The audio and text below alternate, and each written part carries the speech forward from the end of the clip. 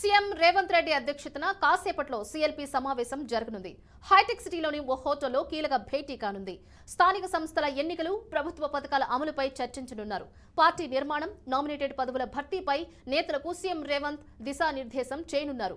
తెలంగాణ కోటలో రాజ్యసభ స్థానానికి సీనియర్ నేత కె కేశవరావు రాజీనామా చేయడంతో వచ్చే నెల 3న ఉప ఎన్నిక జరగనుంది.